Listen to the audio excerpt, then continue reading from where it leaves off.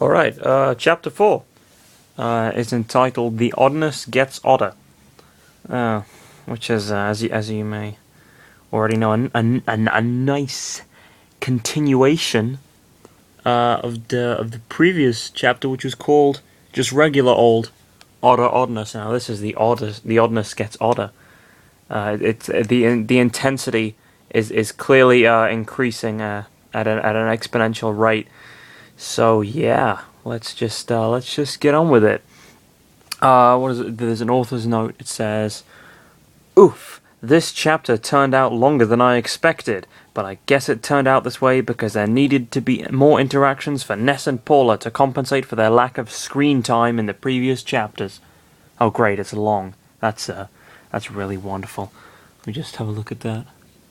Oh boy, that is a very small bar. I don't know what to call it, but it I guess I better watch out for it. Okay. Though it was really fun to write this new version all the same. You should enjoy the run. I encourage all odd people to read on, enjoy, and review. Disclaimer, by now you should know the author doesn't own any Nintendo property here. Yeah. Chapter 4, The Oddness Gets Odder. Threed, Graveyard Underground. As Ness kept lamenting the loss of his sacred sandwich. Wow, okay. Yeah, no. Sacred sandwich. I mean, you know, as we all know, it was a tragic loss, really. You know, as we all know, the first casualty of war is sandwiches. As Ness kept lamenting the loss of his sacred sandwich, from the dust, a figure covered in soot emerged and blinked under its dirty glasses. Juff didn't see Ness and Paula for a moment as he cleaned his lenses. Somehow, I survived the crash landing through some fucking bullshit reasoning, I guess. Yeah, how did they survive that? That was ridiculous.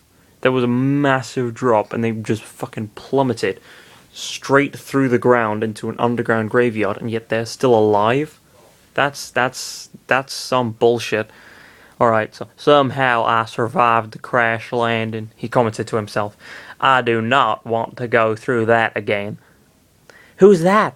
Asked Paula somewhere within the dust. Not crying over her sandwich, she slowly got up and saw the blonde boy in the darkness. Oh, is that you, Juff? Juff put his glasses back on and stared at her. You're Paula? Yes, you are her. I made it, he said, relieved. Life-threatening crash landing aside, I made it just fine. Paula smiled a bit. I'm so glad you're here, she said. We were worried that you were stopped by Gygas's forces on the way here. His power must have shrouded all of Eagle Land by now. Juff looked down at Ness, grieving the loss of his sandwich. And you must be Ness, he said. Pleased to meet you. Ellipsis. Ness sniffed sadly and got up on his feet, looking at their new companion. Yeah, nice to meet you, Juff, he said. Oh, would you stop crying? Paula asked. Juff can take us out of this prison. You can order all the pizza you want after we get out. With realization, Ness cleared his tears and immediately composed himself. Oh, I see. Yes, I don't have to cry anymore, he said. Hooray for easy solutions. That's convenient. That's not convenient, but like that's I don't know, fairly lazy writing, I guess. Whatever. I mean, I'm analyzing it too much. I just need to go on with it. Well, that was an awfully fast recovery, Juff remarked. Whoa, he's self-aware. He looked to the right of the mess of rocks where he spotted a locked door. Anyway, that door is locking you in. He took out from behind a weird machine with a key shape protruding from one end. What? Oh, he took out from behind a weird machine with a key shape protruding from one end. It was hard to describe the tool he took out, but it had a pseudo-square shape and was large enough to carry on 2 hands. Juff moved to the door and inserted the key in the slot. 2 seconds later, he twisted the machine and the door opened slowly. There we go. Sweet freedom is awesome, Ness rejoiced, while Paula looked appreciative. I'm desperate to make you my best friend, Juff. Juff put the machine away somehow. The machine was clearly larger and noticeable to just put away in thin air behind his back, but he managed to do it anyway. It totally went up his rectum. I think you need to take some fresh air. Badly, he suggested. Why don't we? Oh no, I forgot. He went into the scrap parts of the Skyrunner to look around for his 2 party members. You too. Are you okay? Say something. Wait, what's happening? Paula asked as she and Ness stared at Juff looking around the Skyrunner.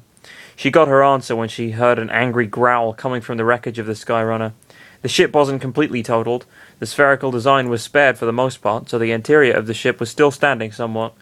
From within the smoke, a black paw-like hand with a spike on the back of the wrist emerged, calling Ness and Paula to back away. Being PSI-powered children, they drew their right index fingers back, sparking to life with energy.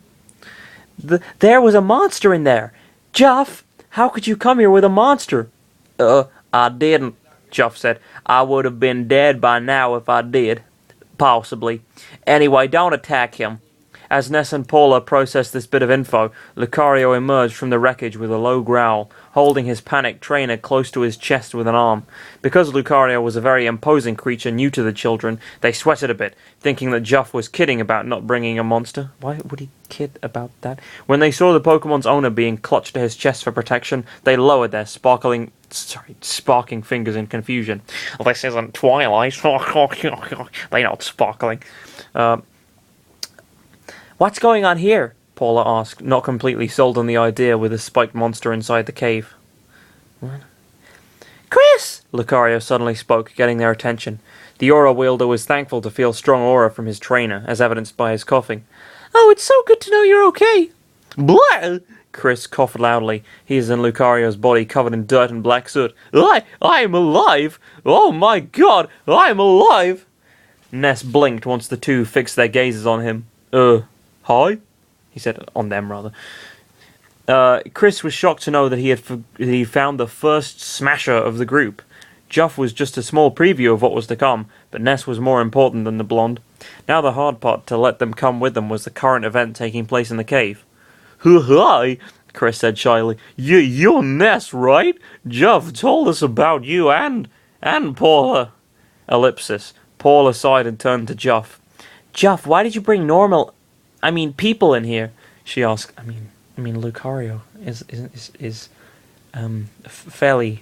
fairly removed from normality. I dare say. I think that's why'd you bring normal people? Well, he brought one normal person and a giant dog thing. They're not part of us. I know in great detail that we're missing someone else entirely different than them. Juff nodded. I know that, but these two helped me to get here, he said. They turn out to have their own mission, you see. On the way here, we were attacked by other unknown beings not related to Gygas himself. Wait, what's that? Ness asked. You were attacked by other enemies that weren't Gygas' henchmen. How can that be? He turned to them. And how are these two related to the whole thing? Lucario placed Chris down, letting them both have the chance to dust himself off. It's pretty hard to believe, Chris said. Sadly, we all got involved in that problem ourselves when we tried to escort Juff to your side all the way here, and there's no other way for us to solve it without making a stand. Paula stared at Juff. You got yourself mixed up with other enemies? She asked. Yes, that's what happened on my way here, Juff said. I thought we wouldn't be able to face this new threat by ourselves, so having them accompany us for the journey would be very good. Ness had a feeling that the imposing blue monster was a nice guy somewhere behind that piercing glare of his, so he approached them to examine Lucario by walking around him. The aura wielder made no move, trusting Ness's blue aura. Of course they're useful, Ness said, surprising Chris and Lucario. This guy's got spikes on his body. Some good spike strikes are all you need to defeat enemies. Lucario, or any other Lucario from his species, was ironically never too fond of using the spikes on their bodies for anything in a battle. That's dumb. In truth, the species felt the spikes looked a little over the top, but most thought it was how Arceus wanted.